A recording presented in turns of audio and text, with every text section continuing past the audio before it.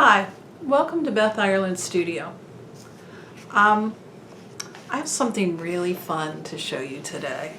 I've been working for a while now on this series of prints that are called Provincetown prints. Now, Provincetown prints, or white line prints as they're known, are kind of a different kind of print. We're not using printmaking ink, we use watercolor.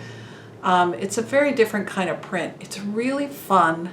It's very relaxing. I'm going to call it the knitting of printmaking because you could just like do it while you're watching TV. You can go to a park bench and do a Provincetown print. So it's very mobile, easy, very accessible. I first learned about it, I went to a print show a couple years ago at the Museum of American Arts and Crafts. And I saw the work of a bunch of people around like the time period 1913 and 20s. And they were doing this kinds of graphic-like work, and a lot of it was for books, illustrations, and things like that. But I just loved the quality of it. It's almost like a coloring book that has lines, but instead of black lines, it's white lines with color in between. So here's one that I've done, and you can see it has white lines and then color in the white lines. I could not figure out how to do this. Like, I was so enthralled with it, and I got home and I did a lot of research about the artists and the time and the development of it, but nobody was showing how to do it. And luckily, here in St. Pete, we have an organization called the Warehouse Arts District, and they give free classes, like a couple-hour classes. And this wonderful printmaker here named Denise Mahoney was giving a class on how to do the Provincetown print. And so I went, and in 2 hours, she totally demystified it, and I just came home and started messing with it. She does a lot of florals, and that's really not the kind of imagery that I do. So I came home and just took the information she gave me and adapted it to the kinds of imagery I want to make. So I did a series of fish, was kind of my first thing. And what's really fun about this Provincetown print, you can see, is that you can shade the colors. Like, the colors can get shaded. And every print you make can be different, which is really exciting. So exciting in one way, like maybe traditional printmakers they want an edition, right? That's perfect, every single one exactly the same. But that's not really what I want. I want to have fun, and I want to mess with colors.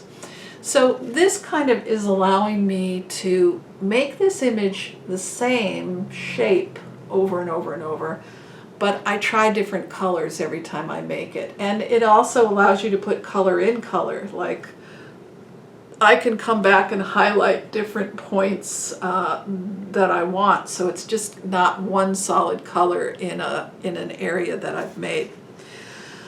All this kind of printmaking requires is a block of wood. I use basswood, I'll show you. A V-gouge, something to cut out your shape with.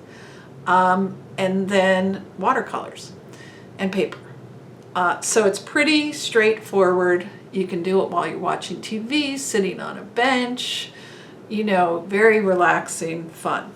So I did a ton like this, but in my regular woodworking, I was doing a series of pieces that were about reliquaries and shrines and making tools like shrine-like. So I started messing around with this imagery on black paper. So this gives you a black line, the opposite. And in order to do this, you have to use a kind of watercolor that is metallic. And so this was just tons of experimenting, lots of failures, lots and lots of failures, but each failure let me kind of learn one more thing, and till I could get exactly what I want. And now I feel like I'm kind of in control, so I can really make the imagery I want to make. So let's talk about your imagery. I'm going to show you how to do this by making an image of a screw, just a simple, small image. But that's my imagery. You're totally welcome to follow along if you just want to learn the techniques, but really start thinking about images that interest you. I'm interested in archaeology. I'm interested in tools. You know, I'm a woodworker. I've been a woodworker for 40 years, and I'm surrounded by tools. So I'm at this kind of point in my career where I'm enshrining the tool. Like, that's what's in my head. But maybe you're a gardener. Maybe you're a cook. Maybe you know, you have a very special interest. That's the kind of imagery you should be making, because the more excited you are about the images, the more fun you're going to have, and the more interesting your prints are going to be to other people. All right, so let's get going. I use this wood, which is called basswood. It's very even grained. You see here's a little bit of a knot, but I could use this side if I wanted to.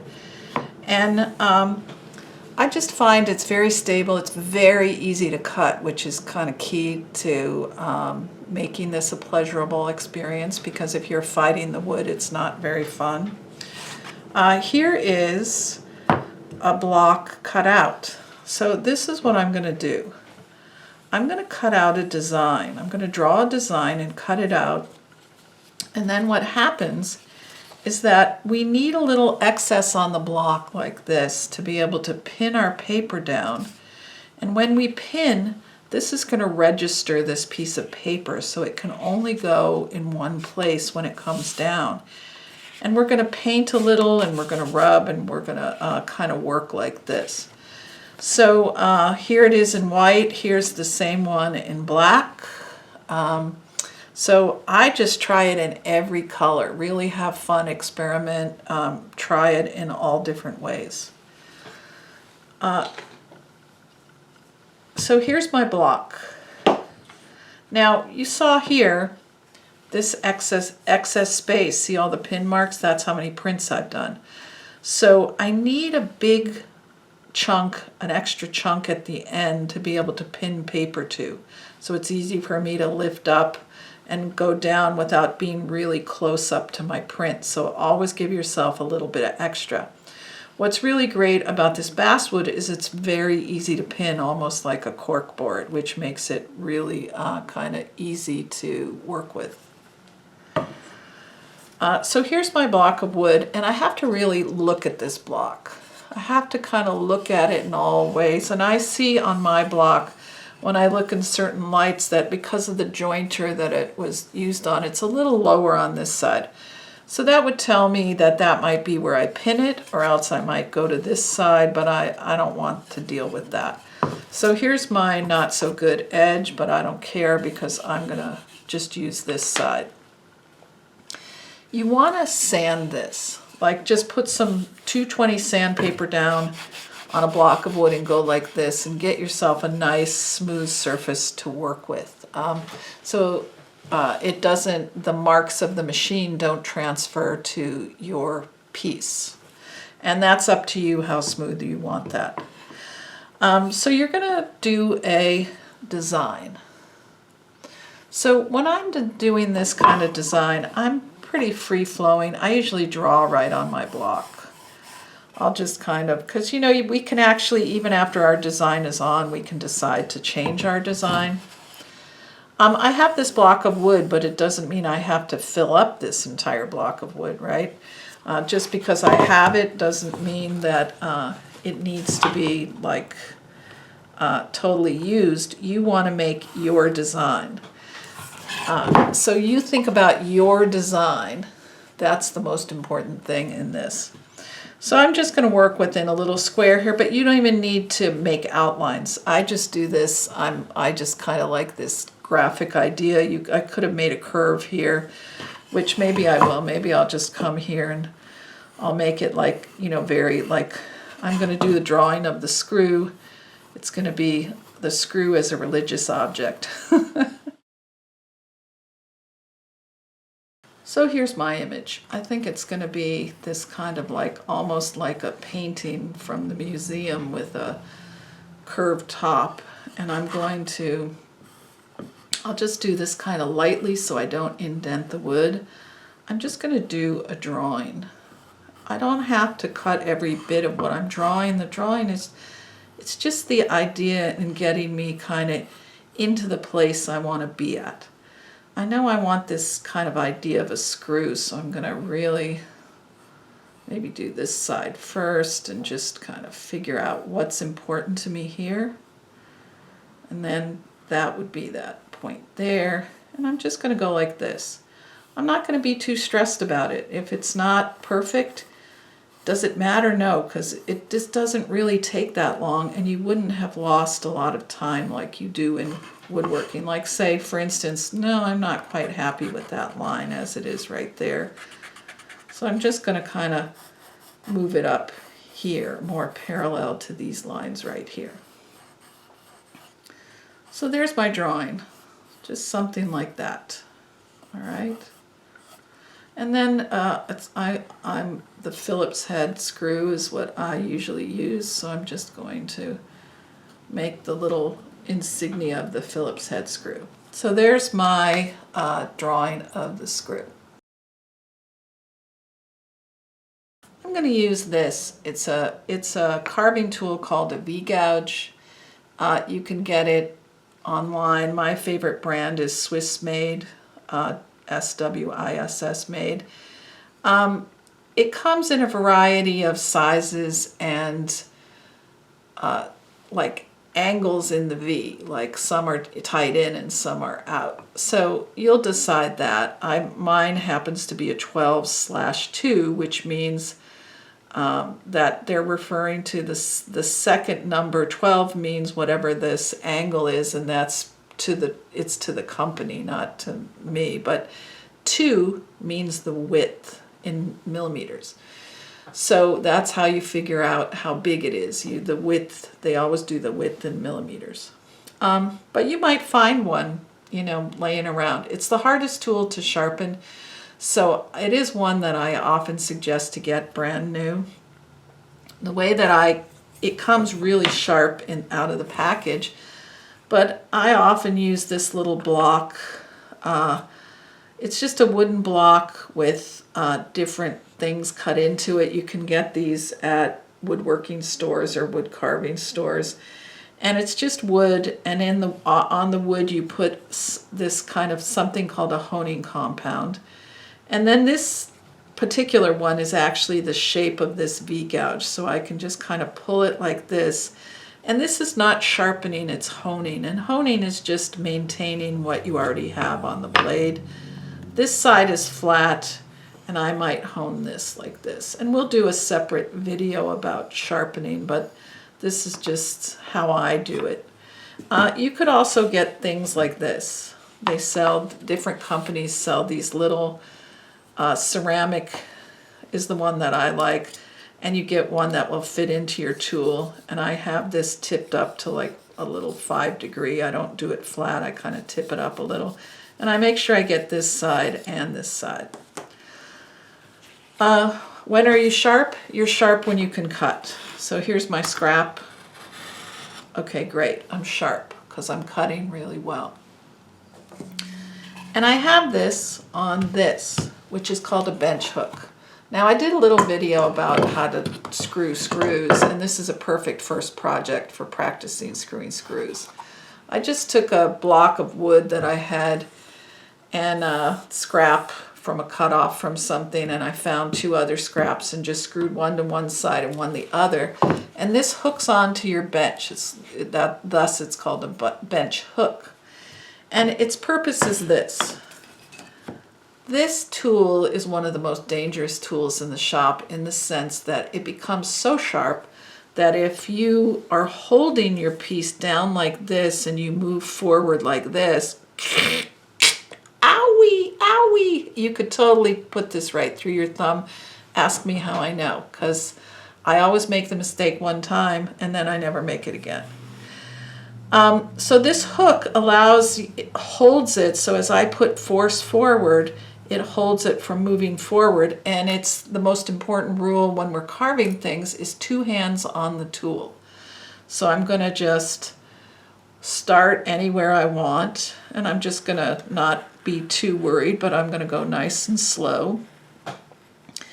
And this is what's the dynamic of what's happening here. This tool has a bevel on it that's kind of angled like this. So if you put the bevel on, and then at the end of this bevel is the sharp part, if we put the bevel on and lift up too tight, we go into the wood and it can't cut because the lift up angle is too much. So we put the bevel on and we kind of go up and down until we find where it's cutting. If I'm down too far like this, I'm moving, but nothing's getting cut. So I have to find the place where the bevel's touching the cutting edge and it's moving really smoothly and it's giving me these cuts. So that's what I'm doing here. And you can go once or twice. You can make your lines vary. I always think what's kind of good about, and keep moving your piece like this. I think what's good about a drawing or a print is the variation in line. So am I worried about this being perfectly straight? Not at all. And I might want it to be thicker, thinner, thicker, thinner. That might be part of your design. So you see how quickly this is going to go. It's just going to work like this. And I'm just going to keep going until I get this entire thing cut out.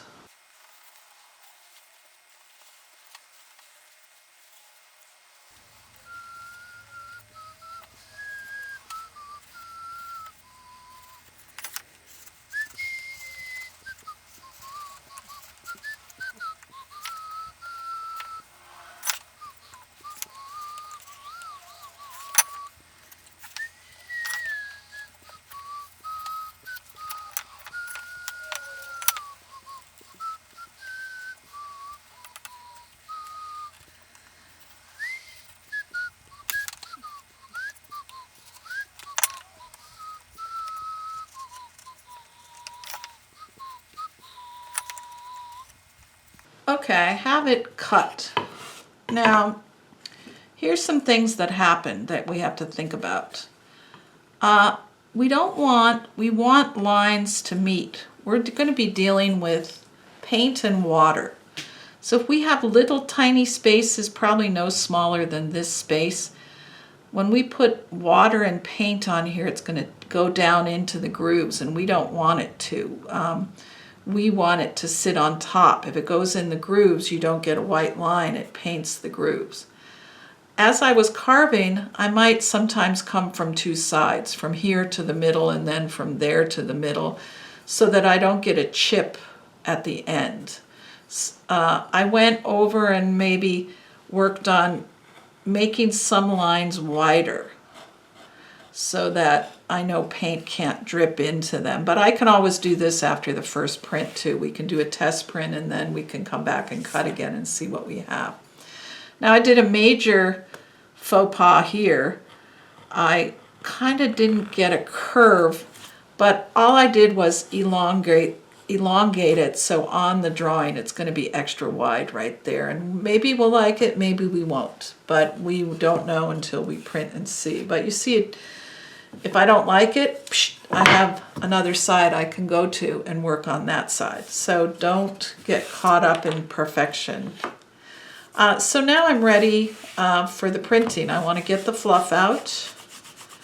I want to make sure I've connected the lines. And see right here I have it's kind of a narrow line, and I want it to be nice and this is where, of course, I always think about the first time I turned, I started with a log and ended with a toothpick. So don't let that happen to you. We can always come back to it. We'll just get to here and then we'll get to the printing. Now let's talk about one of my favorite subjects, paper.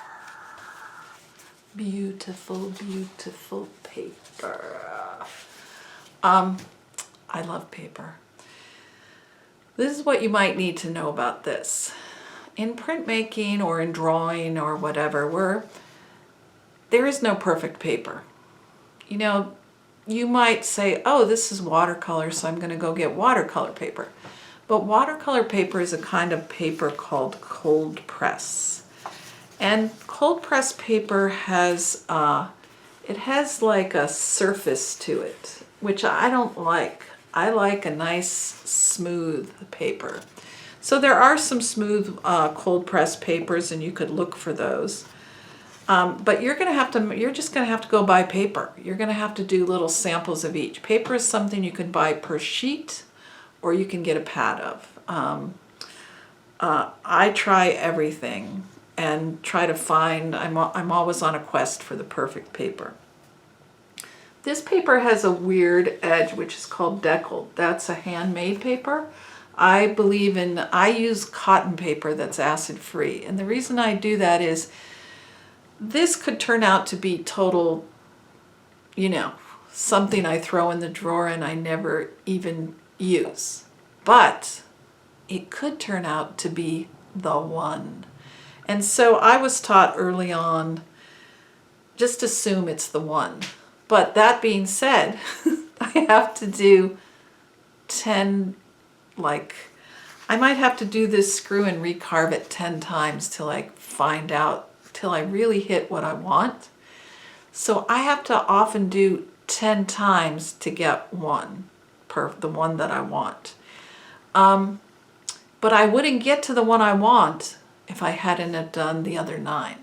So the act of just working through these problems, you can't get stopped by problems. You can't say, oh, my cut's not perfect, and oh no, it's not quite right. No, go with it. This is like you are in the exploratorium. This is what I tell my students. You're exploring. So just move on, because maybe it's not the image you want, but it's a surface that you can practice, the paper, the color, how much ink. Each thing you make has a purpose, and it's teaching you how to get better to achieve the next thing you're going to make. So don't get stopped, just plow through. That's my philosophy. All right, so in this paper also, there are different colors, right? So you got to think about colors. Regular watercolor isn't good on black, but metallic watercolors are good on black or blue, or there's red paper. I go to Blick. I do order some papers online, like if I see something I think that's going to be interesting and it's handmade in India or something like that, and they're not even that expensive. I try it.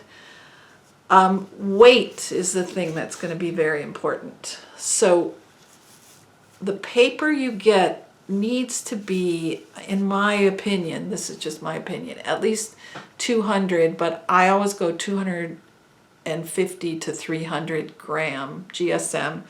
So that means, actually it's not grams, it's weights, I think. It's like in Europe they say, how much does 500 sheets of paper weigh, or something like that. But there's tons of information about paper online, so just go find an article about how paper is made. You'll find this cold press watercolor paper. It has dimples to catch the watercolor, but it is also has a bit of a sheen and it deflects sometimes, whereas maybe a Reeves or a Somerset that I like to use for printmaking, I try to use for watercolor too, but I try to push it a little bit. It's very absorbent, so you have to then really weigh how much watercolor you're putting down so it doesn't just spread on the paper. So that's going to be about you and your personal exploration, and that's actually the fun of it. Okay, now let's talk about paint. Just like paper, paint, or this, we're specifically talking about watercolor. The paint is going to be up to you. You could spend nothing on paint, or you could spend $100 for a pan of watercolors. And the difference is the density of the pigments. So the more you spend, or I'll just say the more expensive brands, tend to be really saturated. The colors will be very bright and saturated. If you don't care about that, you don't need an expensive watercolor. So here are 2 sets of watercolors. Here's a great little set my friend Mark gave me, and I love it. And it's great because it has a little water container you can carry with you. It has this surface you can mix paints on. It's Winsor Newton. This is just a medium kind of grade, which is perfect, works great. And these little things are called pans. So you might not like this pan, and what's great about watercolors is you can remove the pan and get a new pan and put it in. So maybe I have these 3 browns in this one. Maybe I don't like the browns. I'll figure out how to pull out this pan or this chunk of watercolor, and then I'll replace it with something that's in the range of colors that I want to use. This is a little set I actually just came in the mail today. I'm always messing with metallics. So like this is one set of metallics, but I just have, I've tried so many brands because I'm trying to get the look I want. And the look you want, nobody can tell you what it is. That's the problem, because nobody's in your head to figure out what that look is. So you just have to be persistent. And what's great about these little tin box sets, they come like this, is that you can just they come in regular and metal. You could just go to Etsy, I usually get them at Etsy. You could just get 6 of the colors you want. So you can get exactly what you want, and they're not very expensive, and they come in this little container, which I also like to use to rub the paper while I'm making the print. So that's kind of a way you could also go. But there's lots of brand names, and just start reading what people are using, or go to Instagram, because different people love different ones. This, for me, I've tried them all, and this is good because it was free, first of all, and it reminds me of my friend Mark, so whenever I use it I think of him. So that's going to work for this project right now. So here I am, ready. I have my watercolors, and now I'm going to put my paper down. I need to get a piece of paper that's going to fit my drawing. So here's the paper I'm going to use. I'm actually not even sure what it is. I can tell. I just pick it up. It's nice and smooth. It has a deckled edge, so I know it's handmade, because pretty much I only have cotton papers. So I'm just going to try it. What the heck? So I'm going to actually make it to kind of the width of this, because I see that I have a little excess. So I'm just going to use my block. I'm not very fussy about this. I'm going to use my block to indicate where I'm going to fold that. So that's where I was going to fold that. And then in paper, especially this cotton paper, we like to fold it. I'm using what's called a bone folder, which is just a piece of cow bone. You could use anything smooth. A spoon will work. And then I fold it in 2 directions. All right. If you want to get a real deckled edge, take a damp sponge and put it on it right now, and then we're going to rip it. I don't care for this. But see, it gives us a little irregular edge. And you really have to fold that multiple times because the cotton paper is very dense. So here's what's going to happen. Here's my paper. My paper's longer than I need it to be, really. I'd only need it to be something like this, so it's easy for me to access this top. But I've already cut it, so I'm just going to go something like this.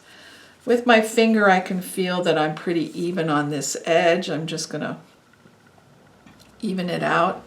And then I'm going to pin it down with these pins. I like to use these metal pins, but any pin will do. But these metal pins are sometimes it goes in really smooth, but sometimes you have to use a little bit of force, and I find the plastic pins often break when you're pushing them down like this.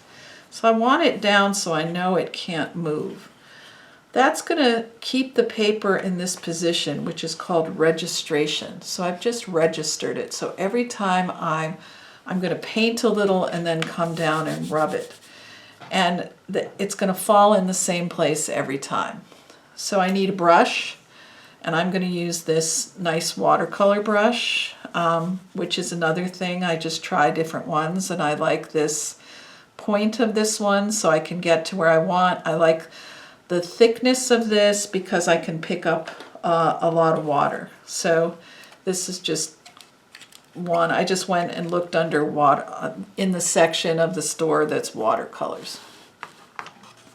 You need to have a piece of paper towel here, and I often tear a piece in case I think I got too much water I could blot, and I just keep that here on the side. And probably your most important tool is your Beth Ireland Studios mug. I can't turn it because because it's filled with water. But it's really the only thing that works for holding water. Okay, that was a shameless, sales pitch. But I'm using that. You can go to our website and get your own Essential Tools mug to do your watercolor with. So I'm going to dip into the water, and I'm going to, some people like to spray their, I just use my brush, and I'm a pretty sloppy painter, but I've accepted it in myself. I'm going to make a gray, so I'm just like wetting this black, and I'm wetting this white. And I'm already kind of making a gray here with this, and I'm just going to put it, just try to get it, the pigment coming up, and I'm going to go into both of these, and I'm going to just keep mixing here until I get a gray that I like. And I'm probably going to need a bunch of this, so I'm really going to fill this up with paint. So I'm getting it nice and saturated and putting it here. So there's my starting gray. We don't know what's going to happen. I may hate it, but I'm going to just start with that. So here we go. So I have the brush saturated, and you can see I have a drop of water on the brush. Get the water off of the shaft of the brush because it drips down on the paper sometimes while you're painting. And I'm just going to come, and I'm just putting, coming up to the edge, using really the tip of this to make sure that I'm not going over the edge. I'm going to do half of this, and then I'm going to rub it. And there it is, transferring to the paper. And we can come back and add more color, more shading. We can, kind of change the color by layering colors, and that's what's so beautiful about this technique. It's giving us this nice, we'll come right up to this edge. It's giving us this beautiful, I'm going to just hit the middle. I'm trying to stay in the middle. When you have a big chunk of water, a lot of water, keep it in the middle, and then it will just, as you press the paper, it'll push out. If you get it really wet at the edges, it goes down into the cracks, and then you don't have a white line anymore, and it's not officially a white line print, or a white line, print anymore. So I'm coming in here, just work your way. It's absorbing in. The first time that you use this, this is kind of like a sponge, the basswood, so your second print will always be a little bit more, take less paint than the first time. So here I am.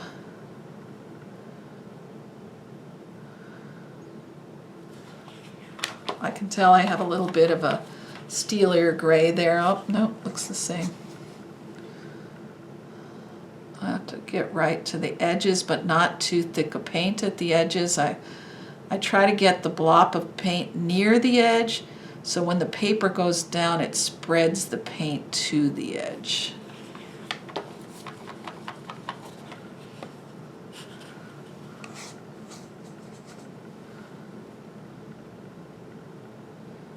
And it's just going to go on like this.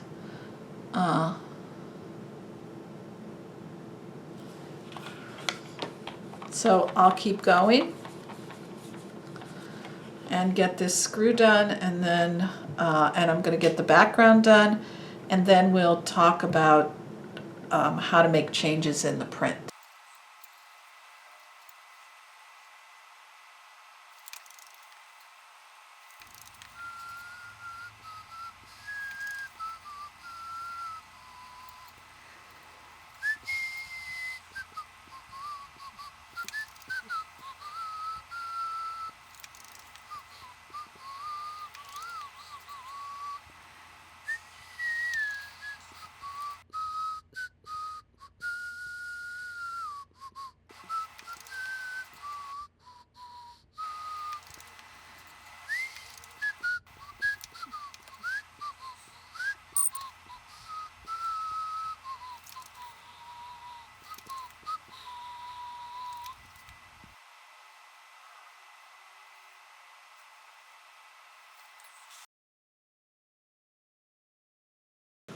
Okay, I'm done.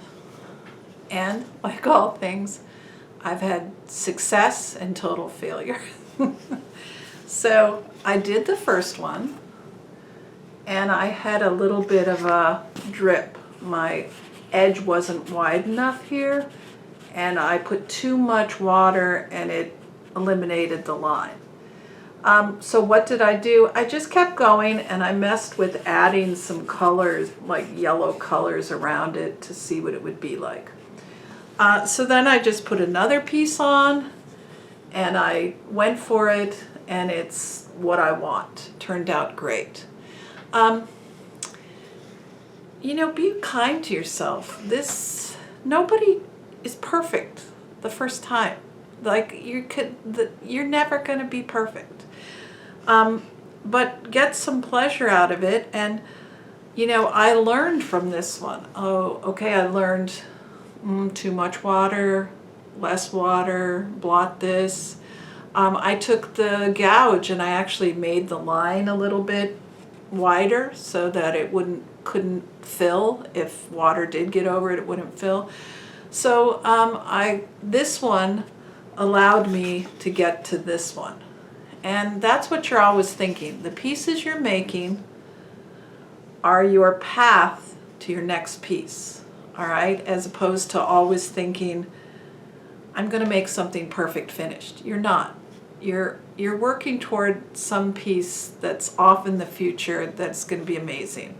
And you're going to have some great ones on the way, but mostly take note of what went wrong, how could you change it, what could you do to it, you know, what could I, now that this is not so successful for me, what could I do with this? Oh, I always leave this around because maybe I'm going to start cutting this up, and maybe I'm going to use it from here down. It's going to become part of a collage or part of another kind of a piece. So nothing is ever lost. It's just set aside until you figure out what it's going to be.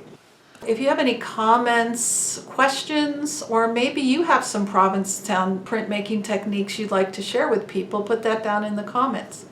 Don't forget to check out our Beth Ireland Studio website with our free library and also our amazing swag store. All right, thanks. See you next time.